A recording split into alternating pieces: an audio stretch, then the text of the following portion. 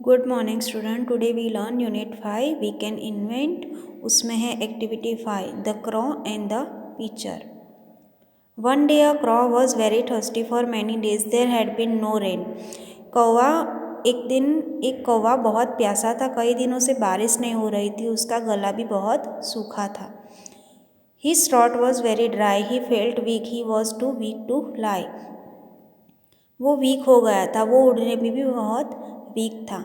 If the crow did not find water soon he would die of thirst, he felt too weak to fly but the walk on looking for water.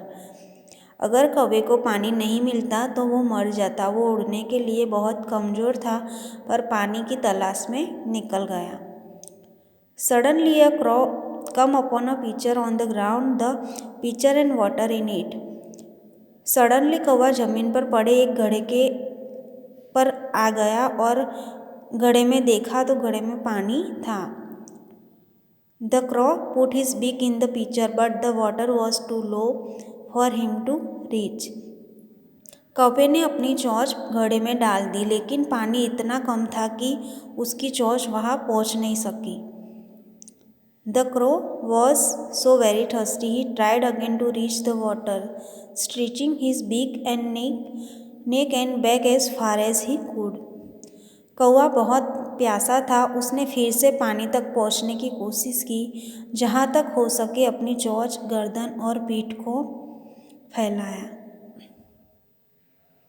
He struggled and strained and ruffled his feather, but could not reach the water at the bottom of the pitcher. उसने struggle किया और अपने पंख फड़फड़ाए, लेकिन वो घड़े के तल पर पानी तक नहीं पहुंच सका।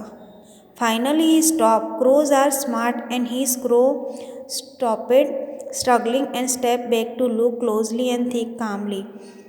The crow noticed many rocks on the ground. He began to put the rocks in the pitcher. As each rock went it, the level of the water rose in the pitcher. Finally वो रुक गया। कौवे होशियार होते हैं और इस कौवे ने स्ट्रगलिंग करना बंद कर दिया और करीब से देखने और शांति से सोचने के लिए पीछे हट गया। कौवे ने जमीन पर कई चट्टानों को देखा। वो घड़े में चट्टानें डालने लगा। जैसे जैसे चट्टानें घड़े में डालने लगा, वैसे वैसे घड़े में पानी जो था वो ऊपर आने लगा।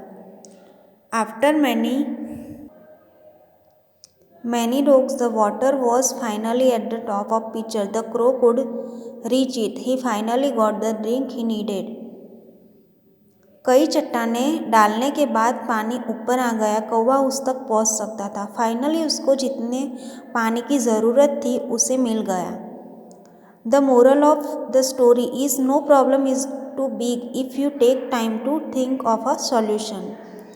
स्टोरी का मोरल है कि कोई भी प्रॉब्लम बड़ी नहीं होती अगर आप उस प्रॉब्लम के सॉल्यूशन के बारे में सोचने के लिए समय लेते हैं। Thank you for watching video.